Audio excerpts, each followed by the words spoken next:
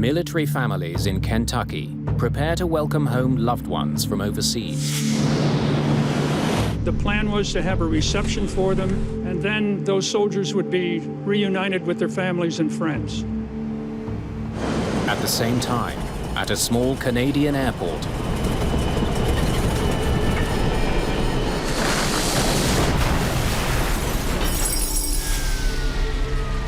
There's wreckage all over the place. There was massive destruction. Well, nobody could have survived this. 256 people are dead. It's one of the worst aviation accidents of all time. Anytime a crash of this sort would occur, immediate suspicions would be raised. Answers will be hard to come by. It does not advance safety to get the wrong cause of an accident. As two radically different scenarios for the crash emerge. Mayday, Mayday.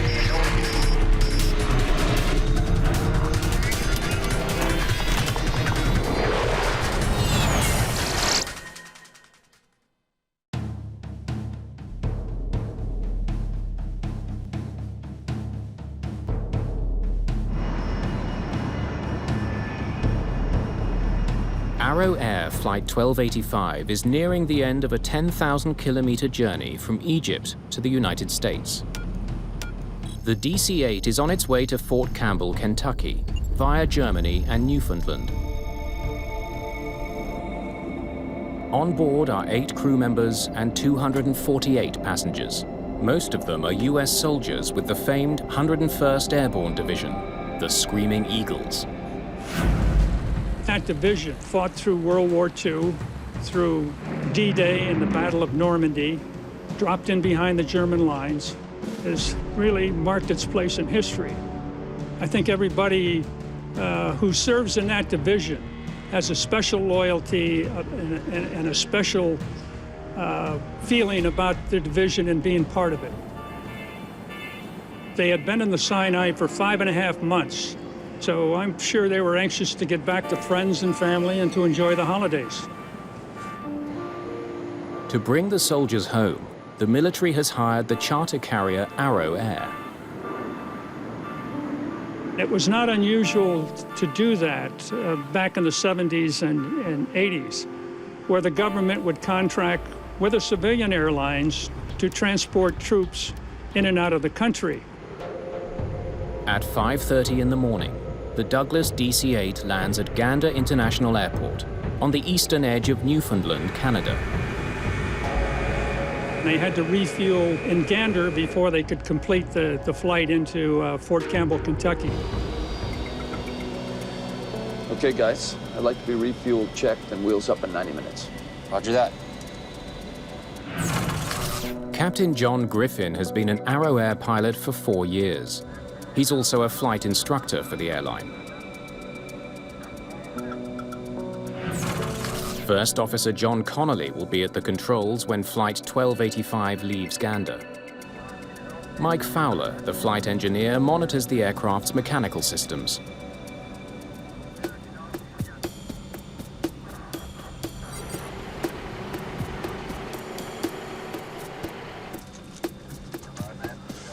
Okay, you want to give her the once-over? While the pilots run through a series of pre-flight checklists, the flight engineer steps out to inspect the plane's exterior. He'll look for any damage to the fuselage or engines and check for buildups of ice on the plane. The soldiers wait inside the airport. Some shop for souvenirs at the gift shop.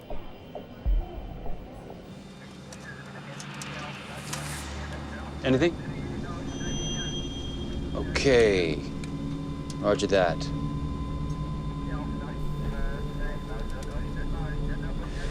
All right, 15,538 gallons, 101,000 pounds. Passengers and cargo unchanged. Weight's confirmed? Okay. We're good to go.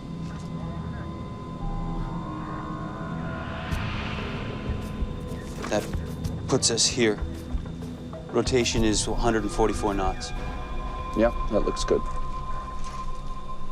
On the airspeed indicator is a marker, or bug. It reminds the crew of the exact speed they must hit in order to get the plane off the ground. bugs are set on the right. Copy that. With the refueling and pre-flight checks complete, the 248 soldiers get back on board. I think it was probably a very joyous mood because when they landed in Gander, I know some of them went in and used the telephones to call Fort Campbell and call their families and say they were in Gander and they'd be home in a few hours. Gander Tower. Big A 950, we've completed refueling and pre-flight checks. Requesting taxi to runway 31. Big A 950, winds at 290 at 4 knots. Takeoff now, runway 22. A last-minute change puts Arrow Air on a different runway than originally planned. 9,900 feet, take off to the south, we're good. Copy that, Gander, runway 22.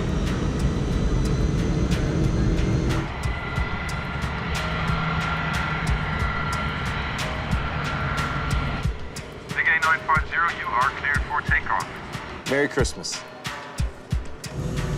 Roger that, Gander Tower. And a Merry Christmas to you, too.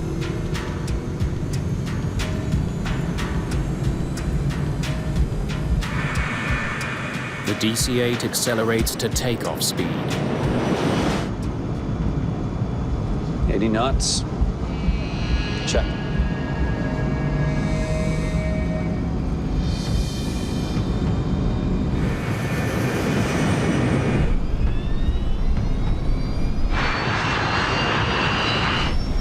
B1. Rotate.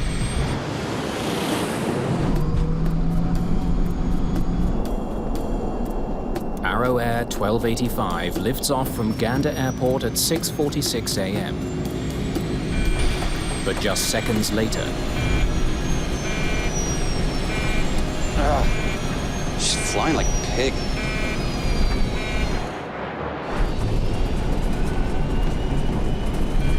Positive rate?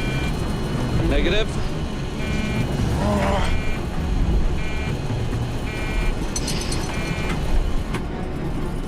I'm sure for the last few seconds, those soldiers knew that there was a serious problem in hand.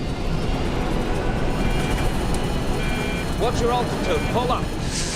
Come on, airspeed. Airspeed! Watch the trees.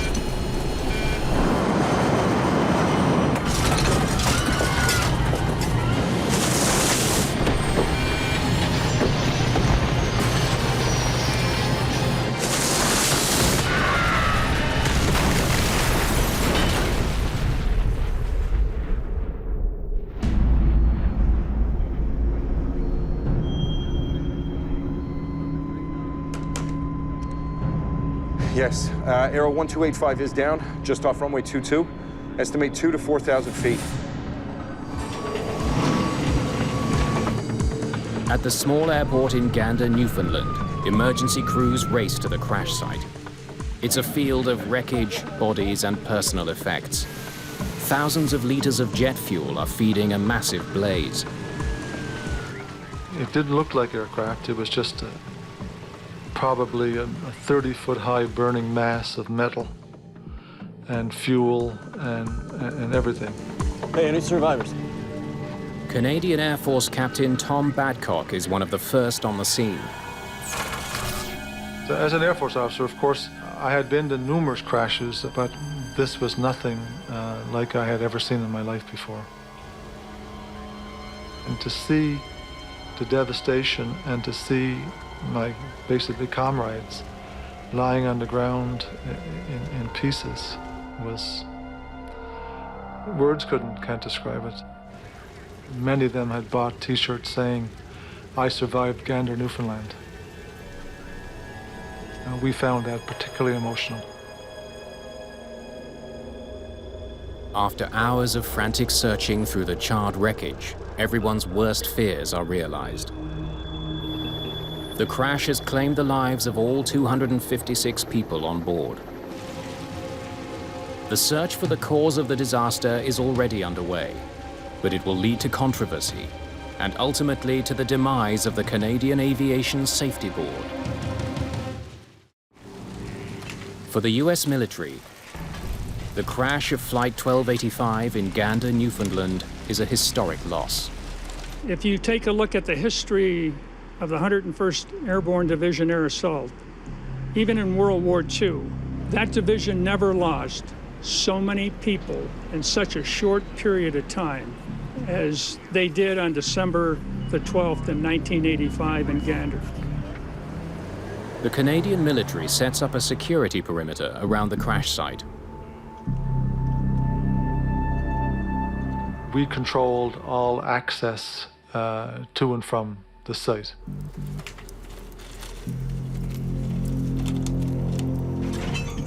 The RCMP asked me if I would identify an object which they thought to be strange.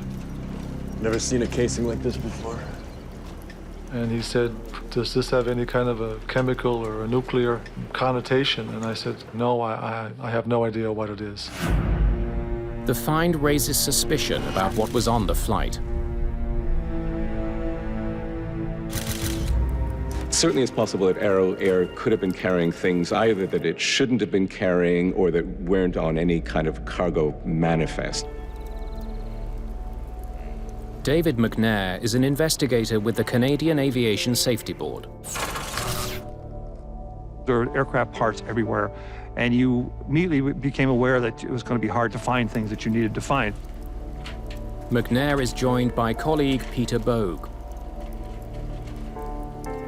They arrive hours after the crash to a scene of complete devastation. The sights and smells, it's always unpleasant, but you just have to. You have to do it. That's part of your job. The terrible scale of the crash quickly makes headlines around the world. It will have a tremendous impact on this division. This is not only a sad day for the 101st Airborne, but a sad day for the nation. Most of the young men and women we mourn were returning to spend the holidays with their families. You do not grieve alone. We grieve as a nation, together. As together we say goodbye to those who died in the service of their country. There is just no way that I can express to you how tragic that was, with the loss of so many people in that one plane crash.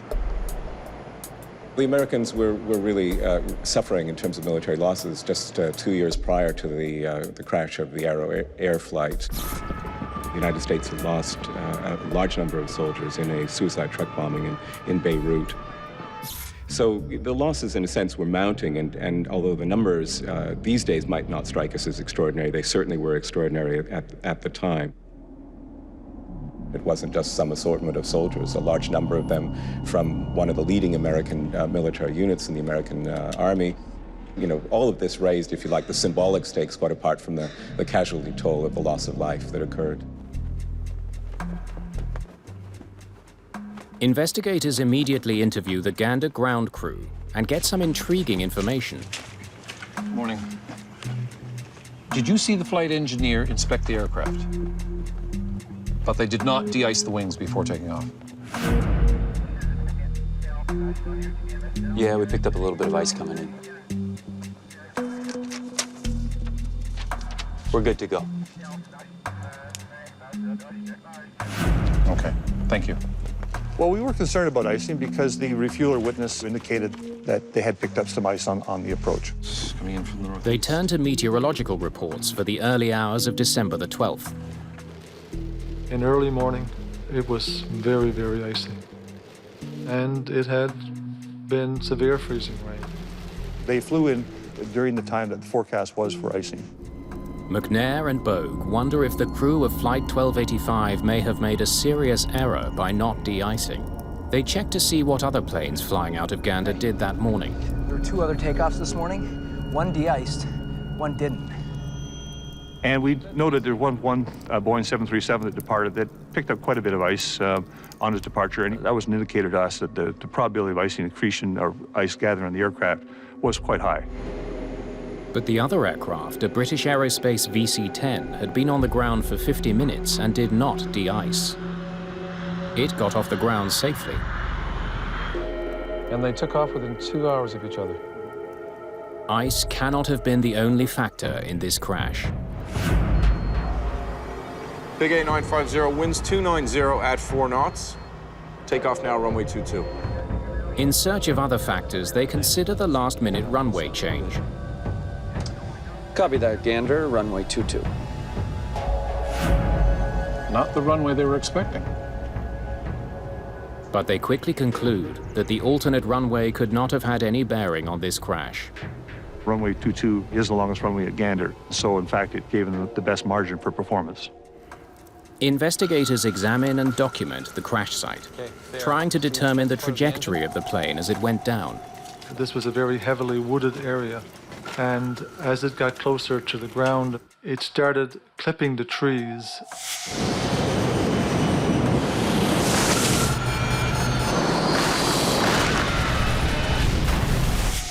And we're going to need pictures of the treetops as well, and we're going to need aerial shots.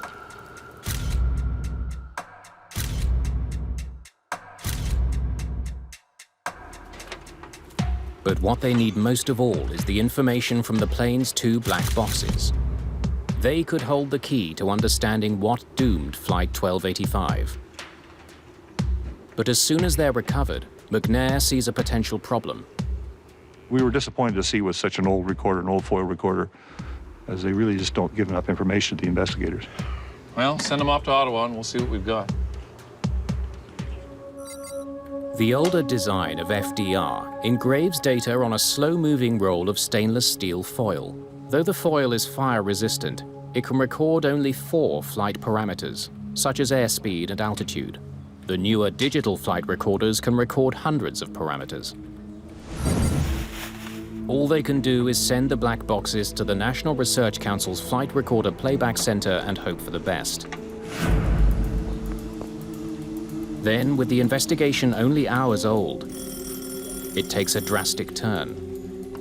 An overseas US consulate receives word from someone claiming responsibility for the crash. The caller says it was the work of Islamic Jihad, a branch of Hezbollah. If you had to think about any one terrorist group operating in the Middle East at this time, which had an intent as well as a capacity to target American military personnel, that was Hezbollah.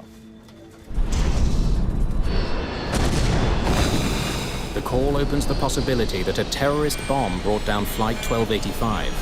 Tensions were really high in the world at that time. And when an aircraft fully loaded with American soldiers crashes, there's always questions that come up. McNair sends portions of the wreckage to a Royal Canadian Mounted Police forensics lab to be tested for bomb residue. The team searches for evidence that Flight 1285 exploded before it hit the ground. They look for any fallen debris between the runway and the point of impact. If the aircraft had exploded before it hit the trees, one would expect something would come off the aircraft and we would have found it. We didn't find anything, nothing at all. So we knew with confidence that the aircraft hit the trees, the first impact, intact. It's a similar story when the test results from the RCMP come back. They find no trace of bomb residue. And both US and Canadian officials suggest Islamic Jihad's claim of responsibility could be false.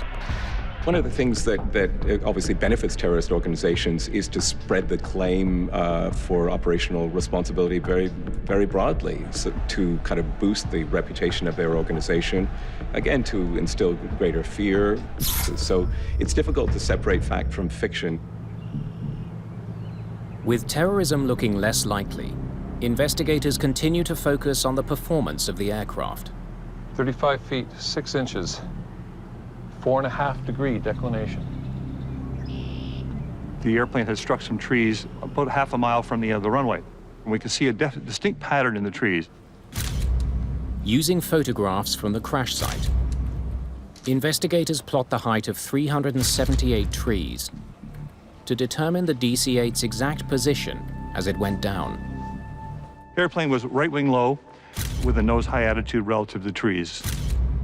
through photogrammetry, we determined that in fact the aircraft was way above the stall angle of the aircraft. So the aircraft was clearly stalled in a high rate of descent. The plane's radical nose-up position prevented it from getting the lift needed to keep it in the air. Investigators can't explain why the plane was flying at such an extreme angle. One clue about what the pilots were doing comes from a piece of cockpit wreckage, the airspeed indicator. Look here. Here's the bug at 140. It shows that the crew set a takeoff speed of 144 knots. I would say 165. And that the plane reached an airspeed of at least 165 knots.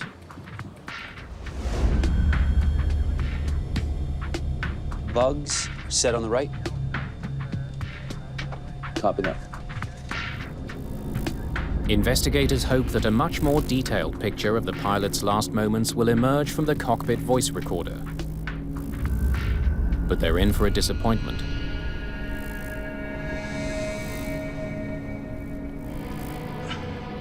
Well, it doesn't sound like it recorded anything from the cockpit. The cockpit recorder wasn't functioning properly. It didn't record any of the crew's conversations. With the absence of cockpit voice recorder, we don't know exactly what the crew was doing or what they were facing. Their hopes now rest with a flight data recorder. Even this rudimentary recorder would have got some indication to show what speeds they rotated at. What warning lights, if any, were they seeing? What was the reaction? All these things are extremely valuable. But it turns out to be only marginally more useful than the cockpit voice recorder. The recorder for the Arrow Air accident was extremely limited. We were able to determine, first of all, speed, a little bit of altitude, and heading of the aircraft. And there was no indication on there of engine power, bank angle, pitch angle. The flight data recorder tells investigators that Arrow Air 1285 began its takeoff roll and increased to a speed of 167 knots. Liftoff occurred 51 seconds from the start of the roll. 2 seconds later, the speed began to decrease. Come on, airspeed! Airspeed!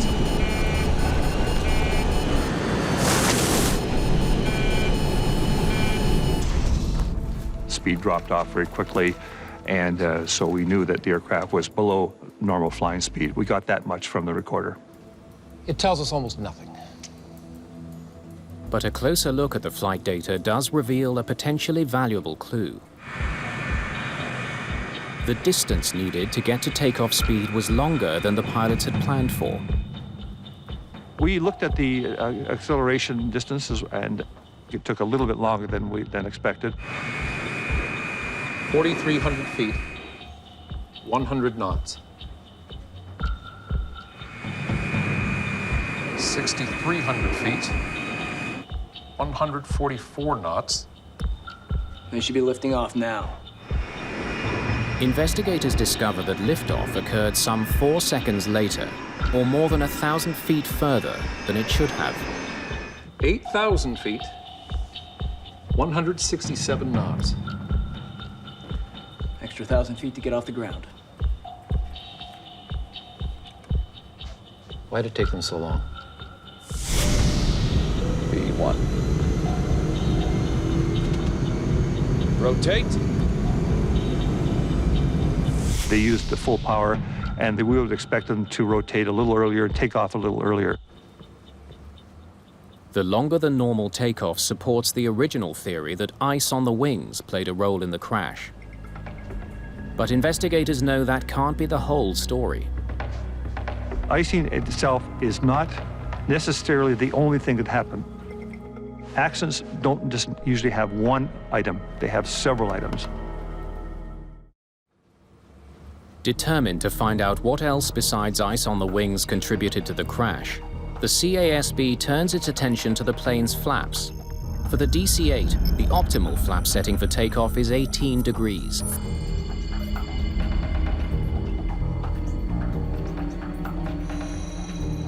Looks like the flaps were extended. With detailed work, we could say with some reasonable certainty of where the flaps were, which we believe were in the normal takeoff position. They wonder if ice, combined with malfunctioning engines, caused the plane to stall. The engines are sent to the CASB in Ottawa for a full inspection. Each engine was recovered on site, and immediately you can tell that there was rotational damage on all the engines. Wood debris is found deep inside all 4 of the turbines. A lot of tree debris. It means the engine was running when it hit the trees.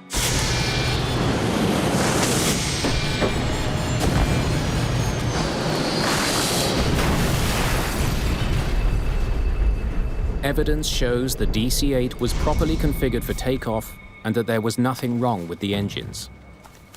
So why was Flight 1285 slow to get off the ground? Investigators focus in on the weight of the aircraft. It's 101,000 pounds for fuel, passengers, and cargo unchanged. They had predicted that each passenger and baggage would weigh 170 pounds. That average weight, 170 pounds, matches the estimated weight for male passengers set out in the Arrow Air guidelines. As a pilot, having flown many military people around, this didn't seem to ring true, so we immediately looked at that aspect of the investigation. Good morning. Have a rec form for some personnel files. Following his hunch, McNair soon makes a crucial discovery. Regular commercial flights has a mixture of folks. It has men, women, children, so then the average doesn't work out as much. But this was no ordinary commercial flight. All 256 passengers were adults, almost all of them large men. We actually looked at the medical records of the passengers in terms of getting their actual weight during their last medical. In my own case, I normally weigh 175, but when I've got all my gear on, or I'm bringing it on board an aircraft, I'm bringing on board 200 pounds or more. We estimated that the more realistic weight would have been 220 pounds per passenger. That includes the passenger, everything they were carrying, and the equipment they had. With the new estimates, he calculates the weight of the passengers at more than 54,000 pounds. That's 12,000 pounds heavier than the weight recorded on the load sheet. It's not even close. But this plane had been flying with that weight all night, taking off from Cairo, then from Cologne without any problems. The ice picked up in Gander may have made the difference. You can take off at a heavier than normal weight, and if there are no other factors at play, you can get away with it. If you have something else like ice, you have a serious problem. Investigators now strongly suspect that it was a combination of ice and extra weight that prevented the DC-8 from staying in the air. Okay, this has to be it. Ice and weight. We had a lot of scientific basis to say that the aircraft should have flown but did not. Why didn't it fly? We had 2 powerful reasons. One was weight, the other was even probably more powerful, is a small amount of ice contamination on the aircraft. But they can only theorize. No one in Gander saw ice on the wings. It's impossible to know how much there was. That's one problem. McNair and Bogue must now confront another. Some of their own colleagues on the CASB are raising doubts about the findings. One of those with questions is board member and aviation expert, Les Philotas. Well, as soon as I started looking at the draft report, I skimmed some of it and went to the part that was my technical specialty, the flight data recorder part, and as soon as I looked at it, I said there's something really wrong here. Philotas immediately wonders how the aircraft could lose thrust and crash so quickly after takeoff. I did rough calculations, and it just showed that to get that kind of deceleration, you'd have to lose not 1, 2, or 3 engines, but all 4, and that was just a startling thing to see right away. What's your altitude? Pull up. Come on, airspeed. Airspeed!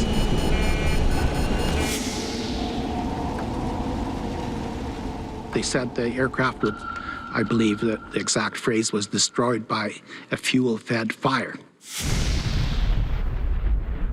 The early reports, everybody who was around there mentioned the massive explosion and the mushroom cloud. See this thing coming Come across the front of the truck and it was like a flame on the bottom, eh?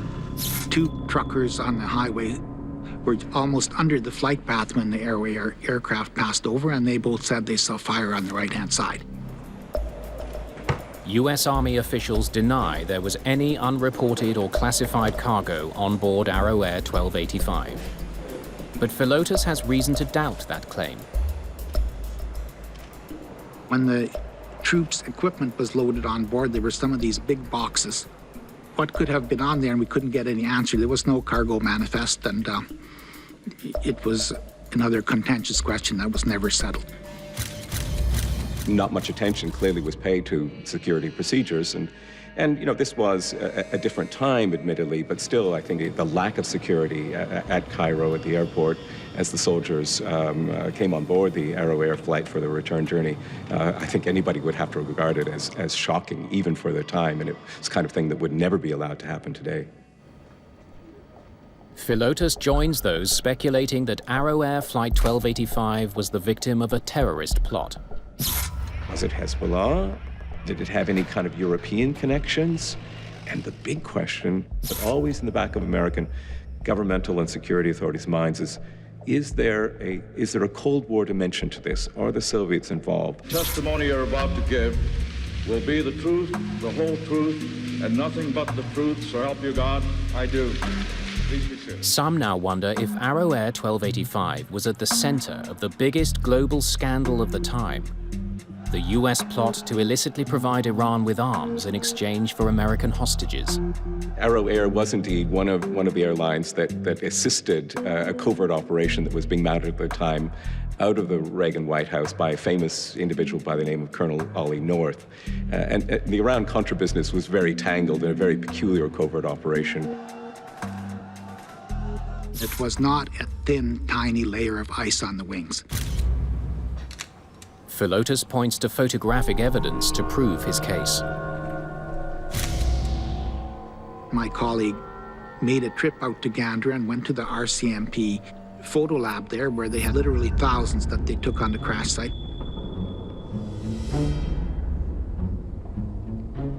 Many photos that seemed to indicate that there was some kind of an explosion on board. That's just like if you took a piece of aluminum foil and poked your finger in it. It would curl out from the inside to the outside, and it would be obvious from which side you put your finger through. Philotas becomes even more suspicious when he learns that an independent investigator hired by Arrow Air had explored the possibility of an onboard explosion. He carefully looked at everything and found that on the number 3 engine, that's the inboard engine on the right-hand side, some of the inlet guide vanes, 3 of them consecutive ones, had sort of a dent in the leading edge, and one of them had some red paint on it. That investigator concluded that there could have been a mid-air explosion, and that the damage and the paint markings inside the engine could have been caused by debris exploding outward from the main fuselage. Another key piece of information for Philotas comes from the post-mortem examination of some of the 256 victims. Autopsies indicate that there were extremely high levels of carbon monoxide in their blood.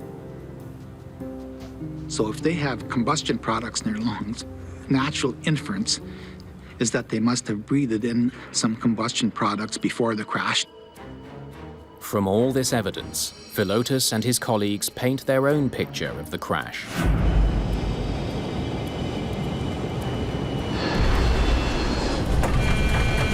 Hell was that? Smoke in the cockpit! Smoke!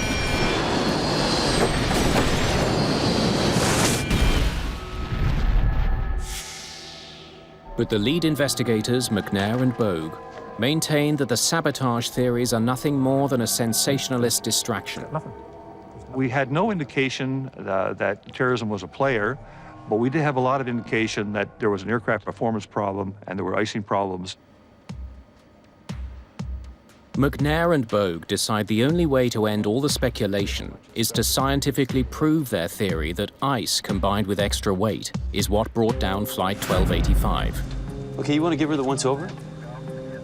Before the mid-1980s, little was known about the aerodynamic impact of very thin ice accumulation. The flight engineer who inspected the aircraft was likely only looking for large buildups of ice that would make the plane significantly heavier, not thin coatings on top of the wings. As part of the investigation, we did a lot of research on the effects of ice on aircraft. Aerodynamic tests carried out in a wind tunnel reveal that even a small amount of ice contamination can significantly reduce wing lift. Just a small amount, say the size of some sandpaper, if that's the type of surface you have, it can seriously degrade a large aircraft. That was a surprise to me. The team carries out further tests in a flight simulator. We basically had to reprogram the simulator to degrade the performance to simulate ice. V1, rotate. Every attempt to fly the simulator with the exact same parameters as Flight 1285 ends the same way, with a stall and a crash. Okay, let's run it again with 10,000 less pounds. From the simulator trials, we realized with icing on board, what degraded the lift characteristics of the aircraft, it was difficult to fly a normal profile, and you could easily lose control of the aircraft. Just flying like a pig. Positive rate? Negative. Full power. The pilots would have been able to see that their plane wasn't climbing fast enough. What's your altitude? Pull up. Come on, airspeed. Airspeed. Watch the trees. First Officer Connolly pulled the nose back, trying to get the plane in the air. What he didn't realize is that he was sealing their fate. The DC-8 was already on the verge of a stall. Pulling the nose up only made things worse. The aircraft's weight had been underestimated, its lift compromised by ice on the wings. A fatal combination.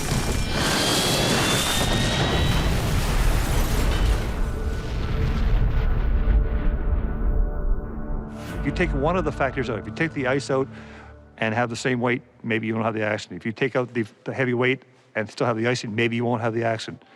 But if you have them combined together, you have the accident.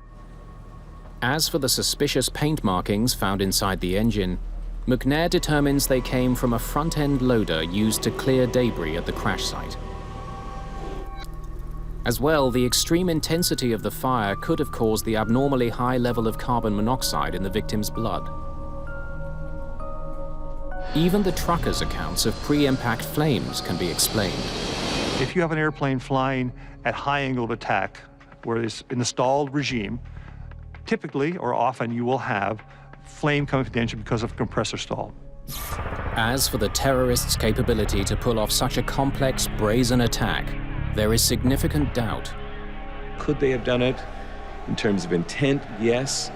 In terms of actually pulling that operation off in the circumstances, you know, that seems to me low probability, but just at the edges of the margins of the possible.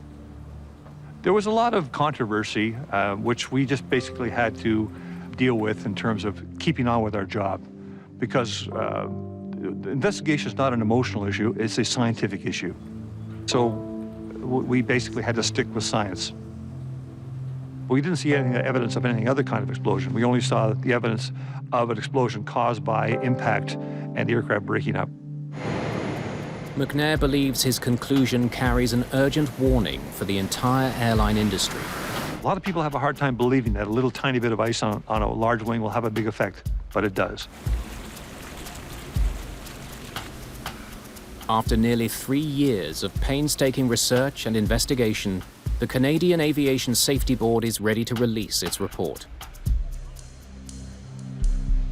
But what is supposed to provide answers and prevent similar accidents instead ignites a storm of controversy.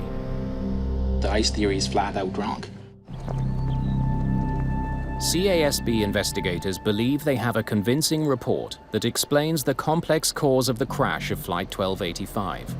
I was hoping that, as all investigators do, when the final report came out, that in fact the safety message would be out there and would be accepted. But 4 of the 9 members of the board disagree with the report's conclusion. This investigation appears to involve a cover-up. It's impossible that ice would have been a factor. Crash investigators are, they're always under pressure to come up with an answer sooner than they would like.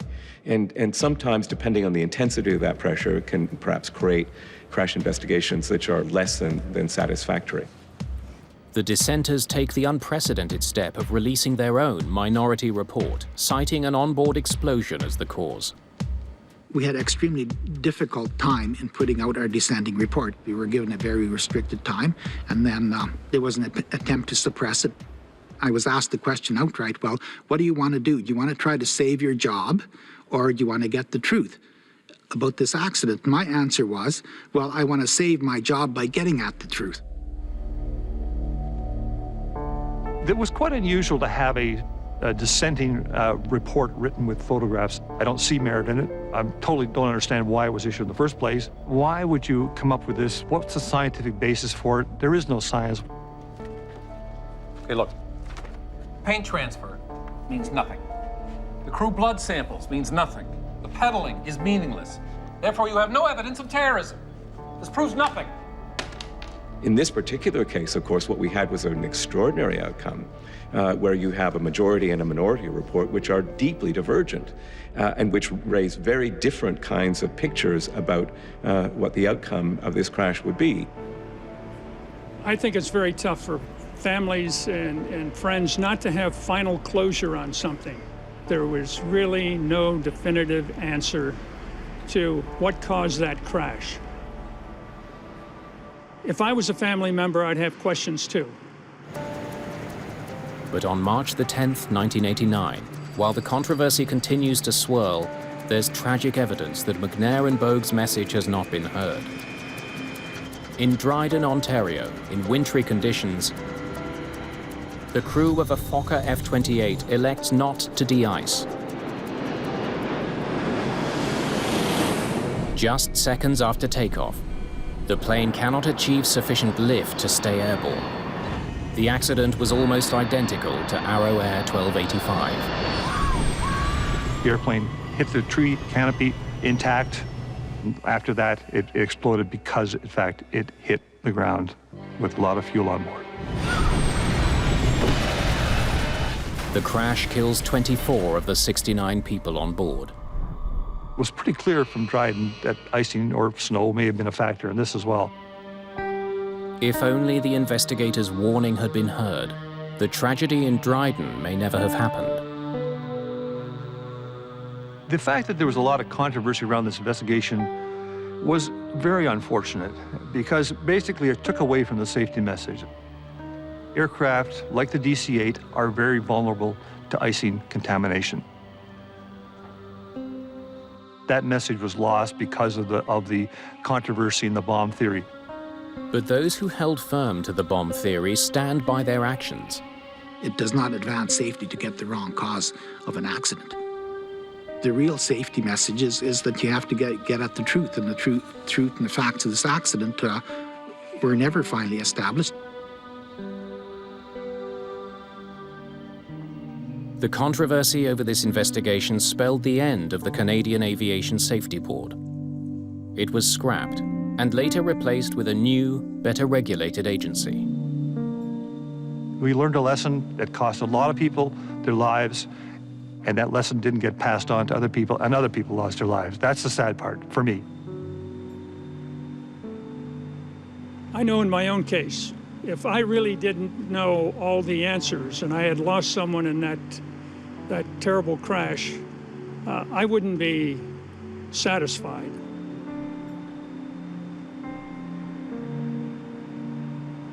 It's tough when you don't know and you've lost someone that's near and dear to you. I think we all want to know.